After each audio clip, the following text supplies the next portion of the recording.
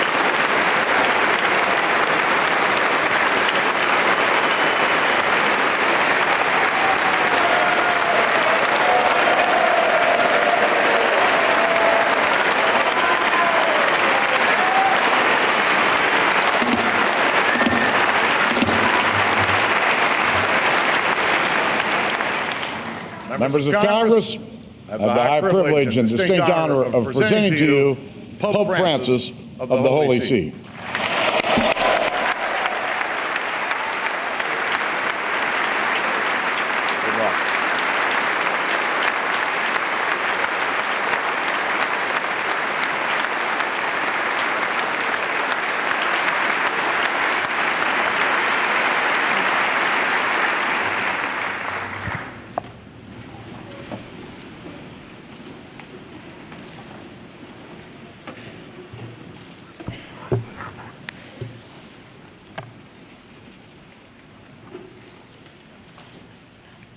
Mr. Vice President, Mr. Speaker, honorable members of the Congress, dear friends, I am most grateful for your invitation to address this joint session of Congress in the land of the free at the home of the brave.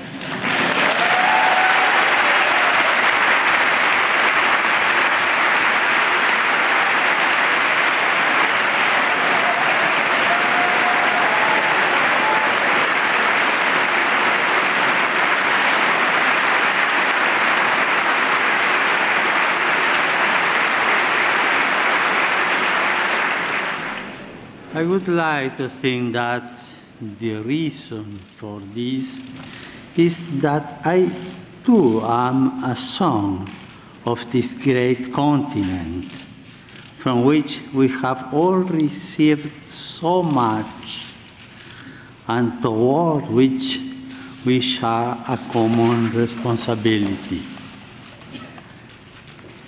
Each son or daughter of a given country has a mission, a personal and social responsibility. Your own responsibility as members of Congress is to enable this country by your legislative activity to grow as a nation. You are the face of its people. They are representatives. You are called to defend and preserve the dignity of your fellow citizens in the tireless and demanding pursuit of the common good. For this is the chief aim of all politics. A political society endures when it seeks as a vocation to satisfy common needs by stimulating the growth of all its members, especially those in situations of greater vulnerability or risk. Legislative activity is always based on the care for the people. To this, you have been invited, called, and convened by those who elect you. Yours is a walk which makes me reflect in two ways on the figure of Moses. On the one hand, the patriarch and lawgiver of the people of Israel symbolizes the need of people to keep alive their sense of unity by means of just legislation. On the other, the figure of Moses leads us directly to God and thus to the transcendent dignity of the human being.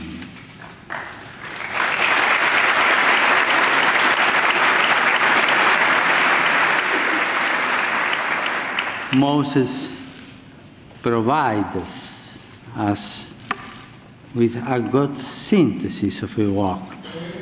You are asked to protect, by means of the law, the image and likeness fashioned by God on every human life. Today, I would like not only to address you, but through you, the entire people of the United States. Here, together with the representatives, I would like to take this opportunity to dialogue with the many thousands of men and women who strive each day to do a honest day's work, to bring home the daily bread, to save money, and one step at a time to build a better life for their families. These are men and women who are not concerned simply with paying their taxes, but in their own quiet way sustain the life of society. They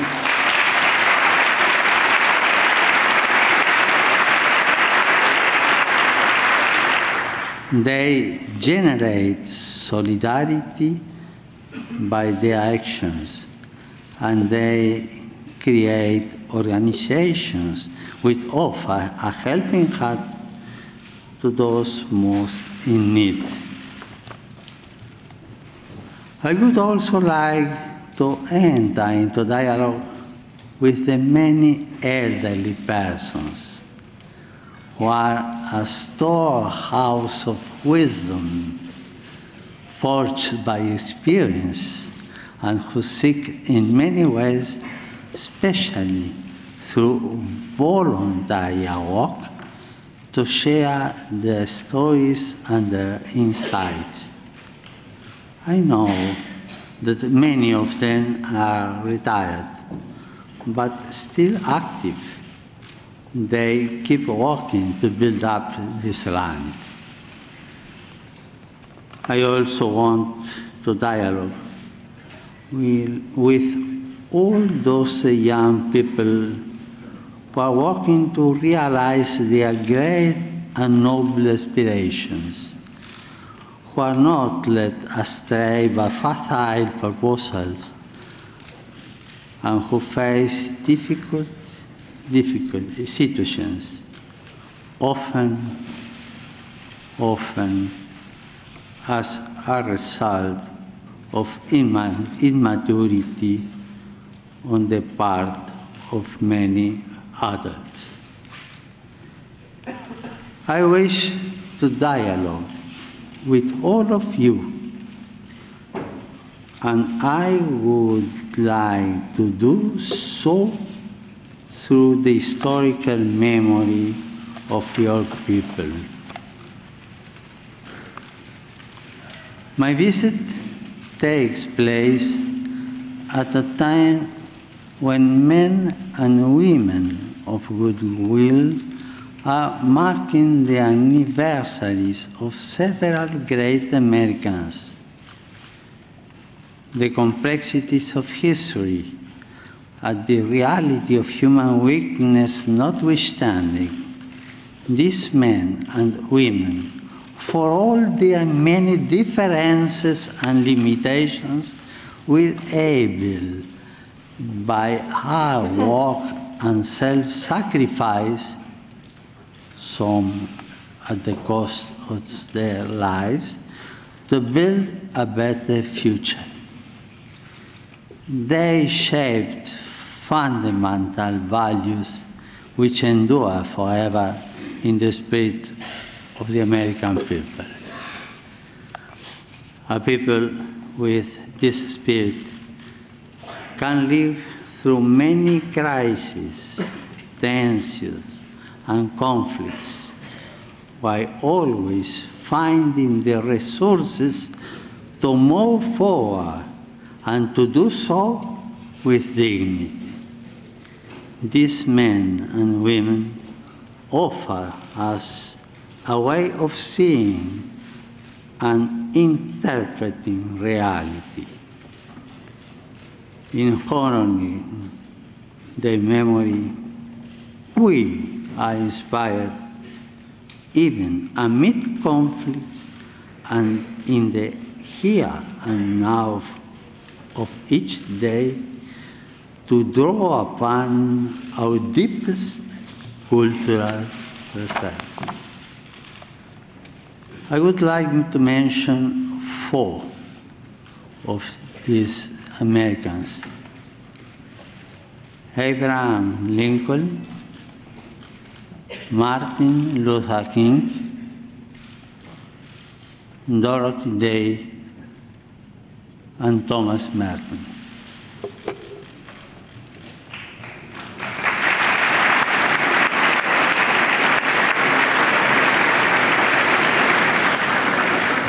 This year marks the 150th anniversary of the assassination of President Abraham Lincoln, the guardian of liberty, who labored tirelessly that this nation under God might have a new birth of freedom. Building a future of freedom requires love of the common good and cooperation in a spirit of subsidiarity and solidarity. All of us are quite aware of and deeply worried by the disturbing social and political situation of the world today. Our world is increasingly a place of violent conflict, hatred, and brutal atrocities, committed even in the name of God and of religion. We know that no religion is immune from forms of individual delusion or ideological extremism. This means that we must be especially attentive to every type of fundamentalism, whether religious or of any other kind. A delicate balance is required to combat violence perpetrated in the name of a religion an ideology or an economic system, while also safeguarding religious freedom, intellectual freedom, and individual freedoms.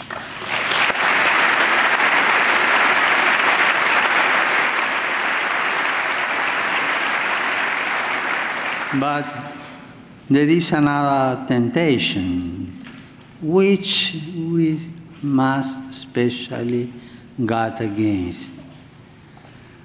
The simplistic reductionism which sees only good or evil, or if you will, the righteous and sinners. The contemporary world, with its open wounds, which affect so many of our brothers and sisters, demands that we confront every form of polarization, which would divide it into these two camps. We know that in the attempt to be feed of enemy without, we can be tempted to feed the enemy within, to imitate the hatred and violence of tyrants and murderers is the best way to take their place. That is something which you, as people, reject.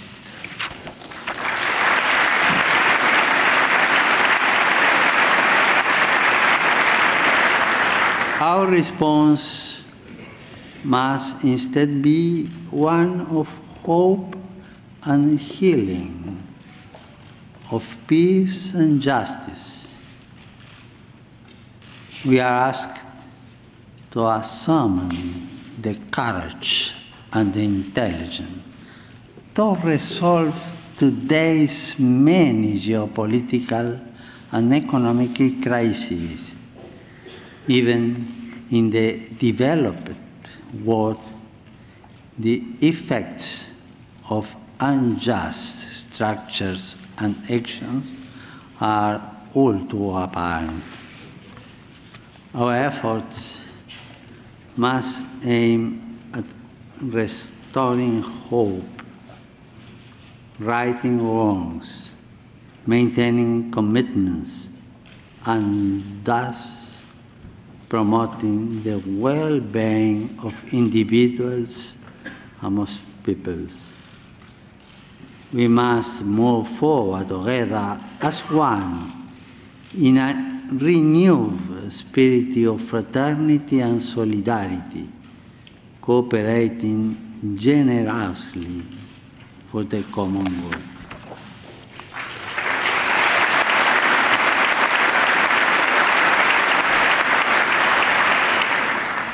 The challenges facing us today call for a renewal of that spirit of cooperation which has accomplished so much good throughout the history of the United States. The complexity, the gravity, and the urgency of these challenges demand that we pool our resources and talents and resolve to support one another with respect for our differences and our convictions of conscience.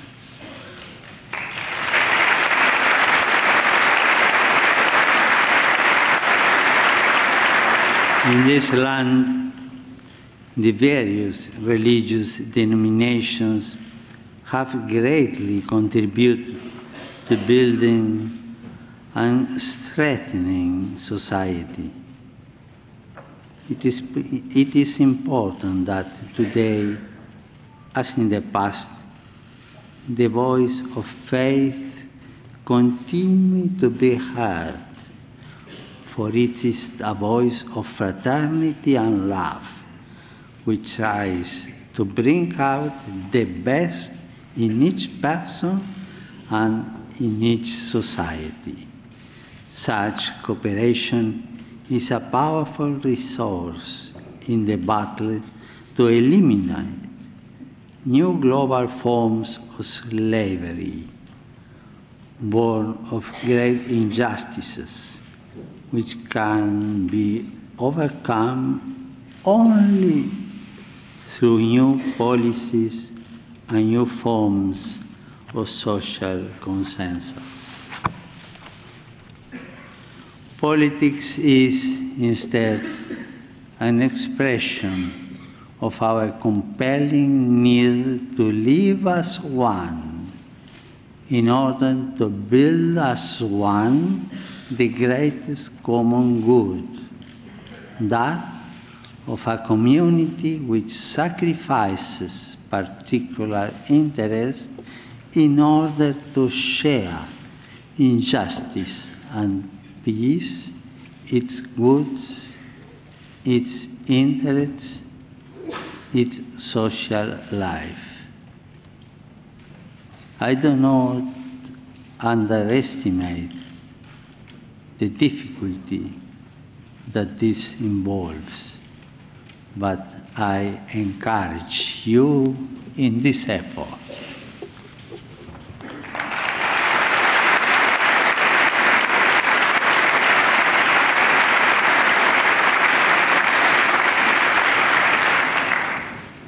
Here too, I think of the march which Martin Luther King led from Selma to Montgomery 50 years ago as part of the campaign to fulfill his dream of full civil and political rights for African Americans.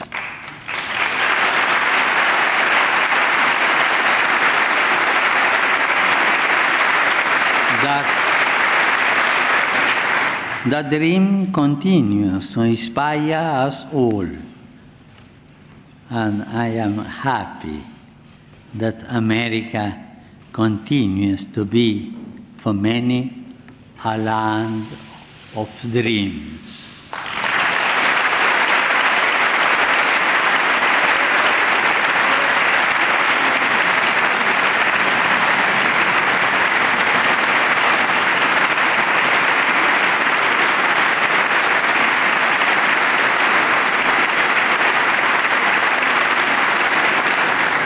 Dreams which lead to action, to participation, to commitment.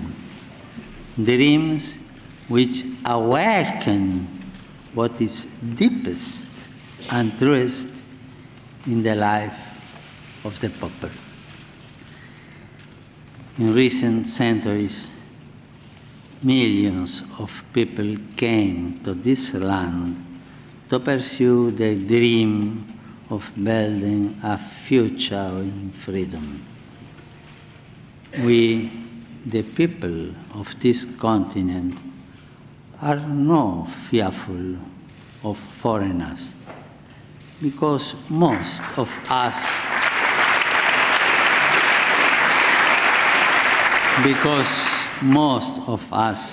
were once foreigners.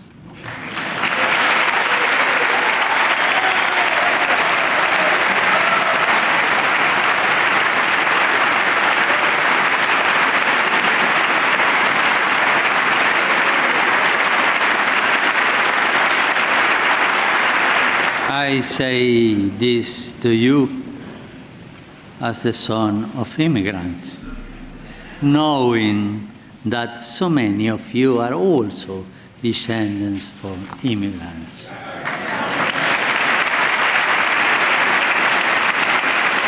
Tragically, the rights of those who were here long before us were not always respected.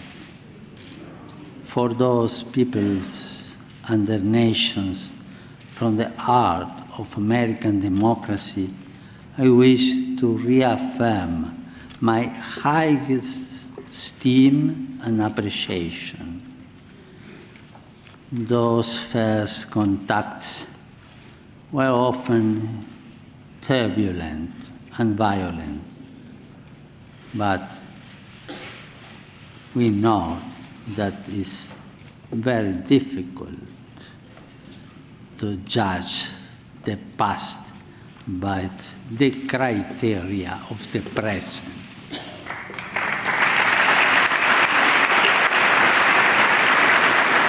Nonetheless, when the stranger in our midst appeals to us, we must not repeat the sins and the errors of the past.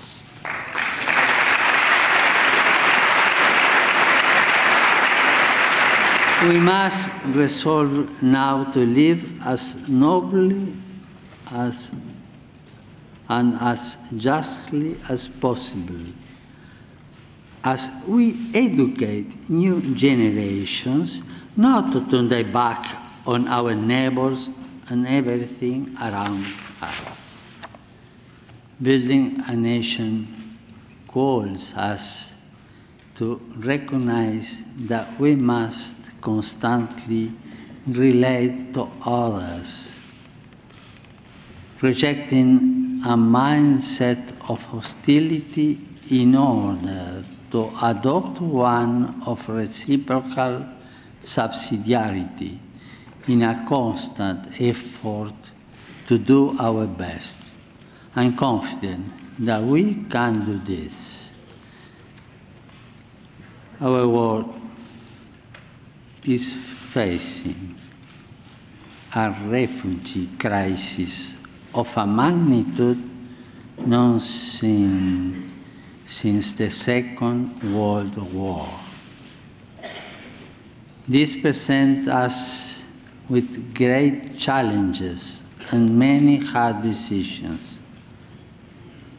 On this continent, too, thousands of persons are led to travel north in search of a better life for themselves and for their loved ones, in search of greater opportunity. It is not what we want for our own children.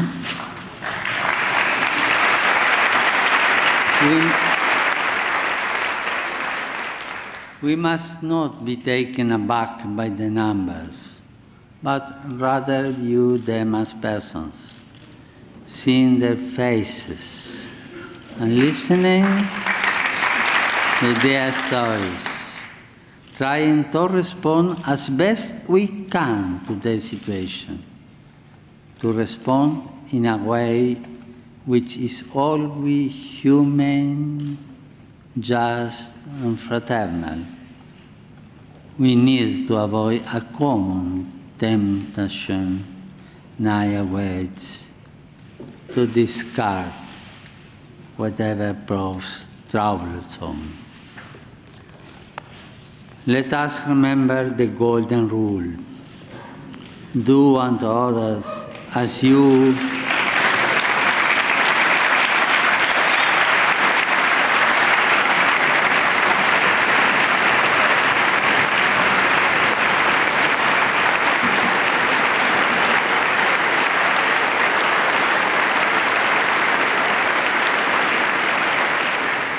do unto others as you will have them do unto you.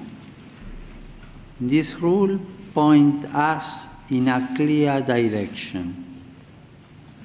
Let us treat others with the same passion and compassion with which we want to be treated. Let us seek for others the same possibilities which we seek for ourselves. Let us help others to grow as we would like to be helped ourselves. In a word, if we want security, let us give security. If we want life, let us give life. If we want opportunities, let us provide these opportunities. The yardstick we use for others will be the yardstick which time uses for us.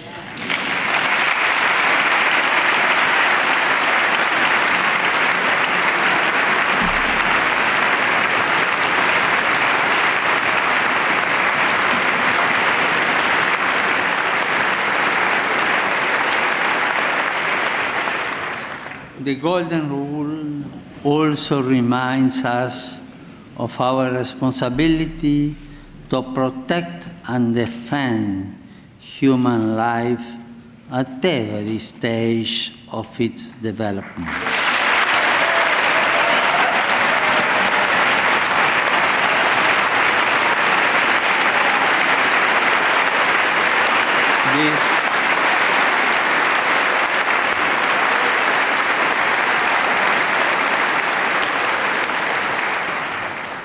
This conviction has led me from the beginning of my ministry to advocate at different levels the global abolition of the death penalty.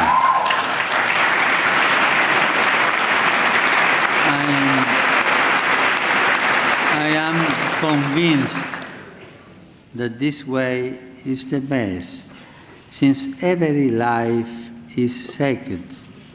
Every human person is endowed with unalienable dignity, and society can only benefit from the rehabilitation of those convicted of crimes.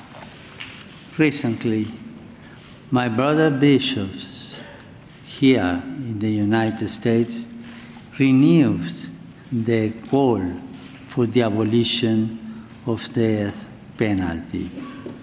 Not only do I support them, but I also offer encouragement to all those who are convinced that a just and necessary punishment must never exclude the dimension of hope and the goal of rehabilitation.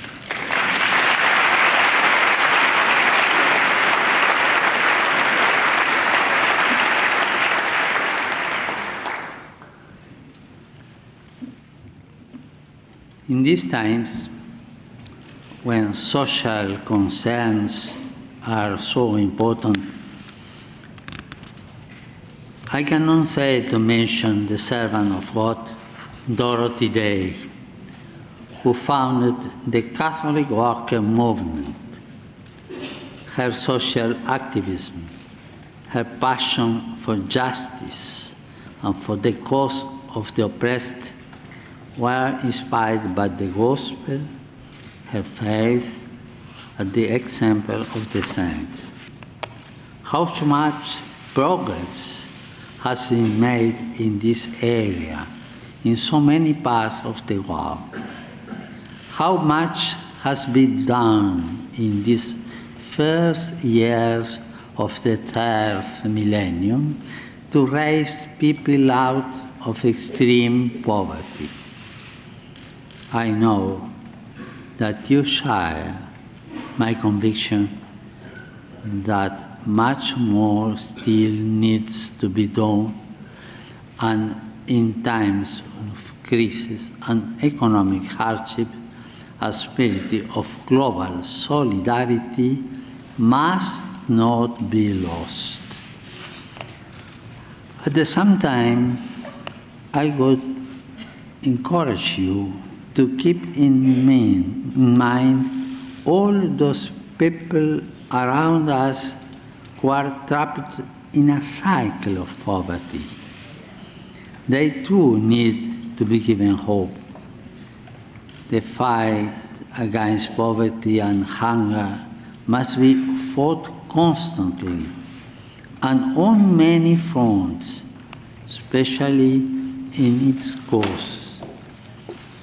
I know that many Americans today, as in the past, are working to deal with this problem. It goes without saying that part of this great effort is the creation and distribution of wealth. The right use of natural resources, the proper application of technology, and the harnessing of the spirit of enterprise are essential elements of an economy which seeks to be modern, inclusive, and sustainable.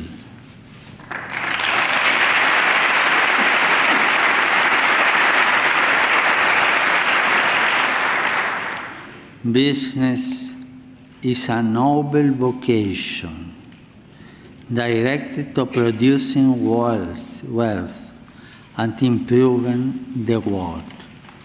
It can be a fruitful source of prosperity from the area in which it operates, especially if it sees the creation of jobs as an essential part of its service to the common good.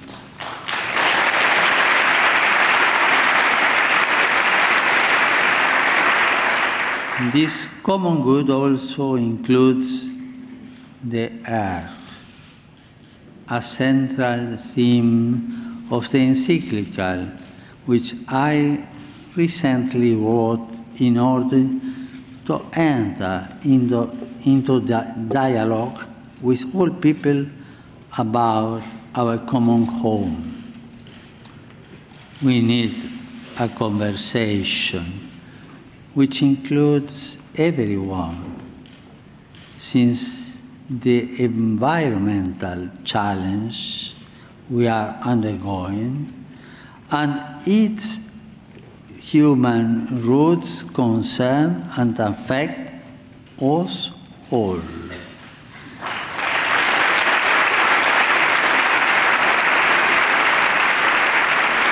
In Laudato Si, I call for a courageous and responsible effort to redirect our steps and to avert the most serious effects of the environmental deterioration caused by human activity.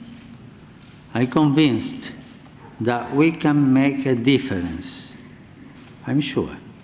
And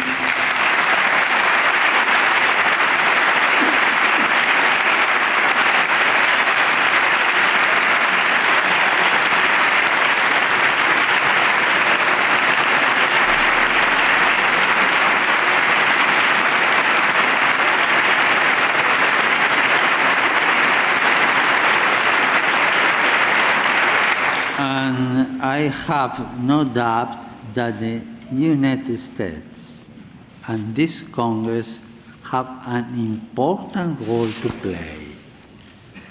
Now is the time for courageous action and strategies aimed at implementing a culture of care and an integrated approach to combating poverty, restoring dignity to the excluded, and at the same time, protecting nature.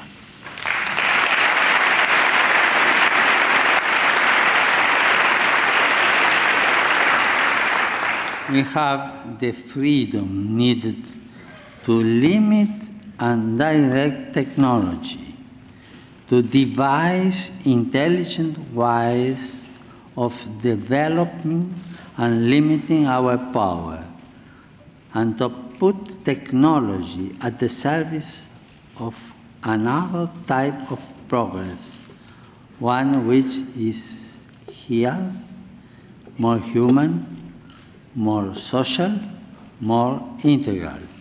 In this regard, I am confident that America's outstanding academic and research institutions can make a vital contribution in the years ahead.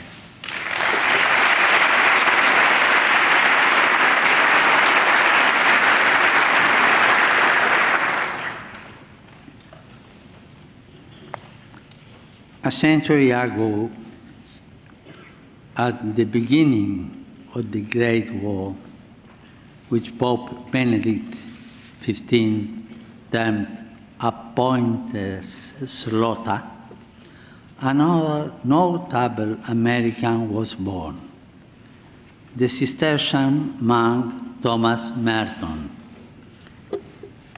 He remains a source of a spiritual inspiration and guide for many people.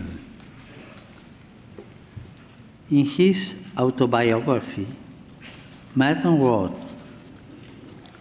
"I came into the world free by nature, in the image of God. I was, nevertheless, the prisoner of my own violence, my own selfishness, in the image of the world into which I was born. That world was the picture of hell, full of men like myself, loving God and yet hating Him, born to love Him, living instead in fear of hopeless self-contradictory hungers." Merton was, above all, a man of prayer, a thinker who challenged the certitudes of this time and opened new horizons for souls and for the Church. He was also a man of dialogue, a promoter of peace between peoples and religions. From this perspective of dialogue, I would like to recognize the efforts made in recent months to help overcome historic differences linked to painful episodes of the past. It is my duty to build bridges and to help all men and women in any way possible to do the same. When countries which have been at odds resume the path of the dialogue, a dialogue which may have been interrupted for the most legitimate of reasons, new opportunities open up for all.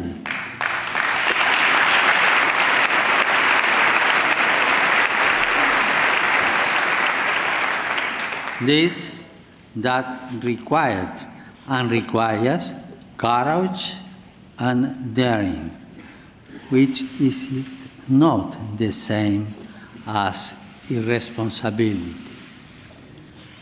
A good political leader is one who, with the interests of all in mind, seizes the moment in a spirit of openness and pragmatism. A good political leader always opts to initiate processes rather than possessing space.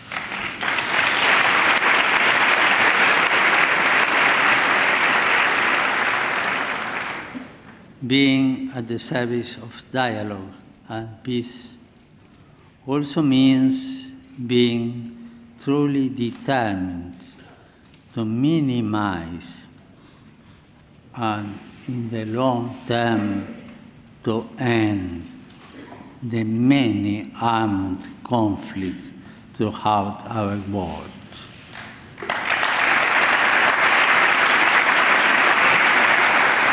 Here we have to ask ourselves, why are deadly weapons being sold to those who plan to inflict untold suffering on individuals and society?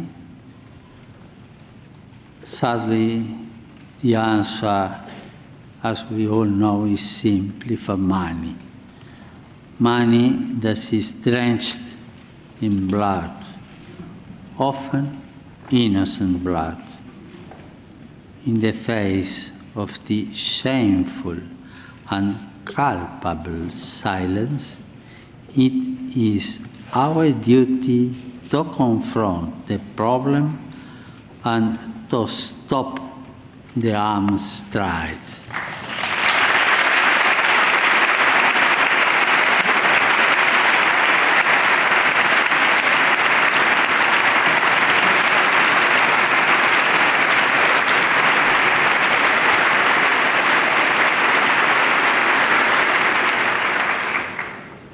Three sons and one daughter of this land, 4 individuals have 4 dreams. Lincoln, liberty. Martin Luther King, liberty in plurality and non-exclusion. Dorothy Day, social justice and the rights of persons. And Thomas Merton, the capacity for dialogue and openness to God. 4 representatives of American people. I will end my visit to your country in Philadelphia, where I will take part in the World Meeting of Families.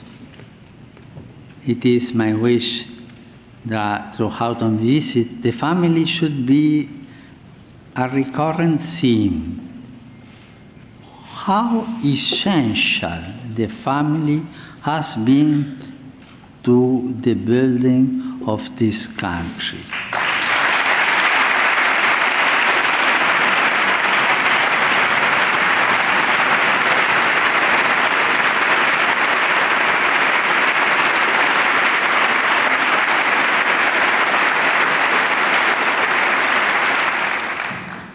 And how worthy it remains for our support and encouragement. Yet, I cannot hide my concern for the family, which is threatened, perhaps as never before, from within and without. Fundamental relations are being called into question, as is the very basis of marriage and the family. I can only reiterate the importance and, above all, the richness and the beauty of family life.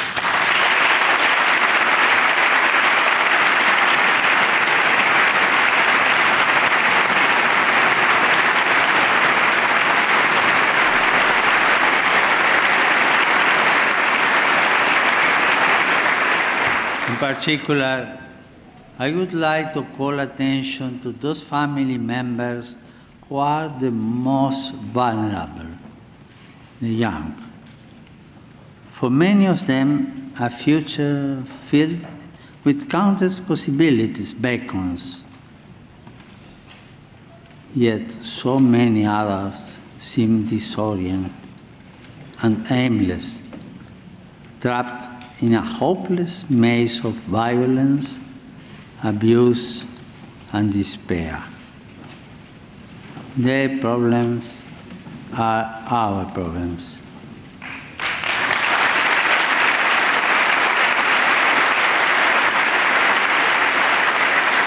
We cannot avoid them. We need to face them together, to talk about them, and to seek effective solutions rather than getting bogged down in discussion. At the risk of oversimplifying, we might say that we live in a culture with precious young people known to start a family because they lack possibilities for the future. Yet, the same culture presents others with so many options that they too are dissuaded from starting a family. A nation can be considered great when it defends liberty, as Lincoln did, when it fosters a culture which enables people to dream of full rights for all brothers and sisters, as Martin Luther King sought to do, when it strives for justice and the cause of the oppressed, as Dorothy Day did by her tireless work, the fruit of a faith which becomes dialogue and sows peace in the contemplative style of Thomas Merton. In this remark, I have sought to present some of the richness of your cultural heritage, of the spirit of the American people. It is my desire that this spirit continue to develop and grow so that as many young people as possible can inherit and dwell in a land which has inspired so many people to dream. God bless America.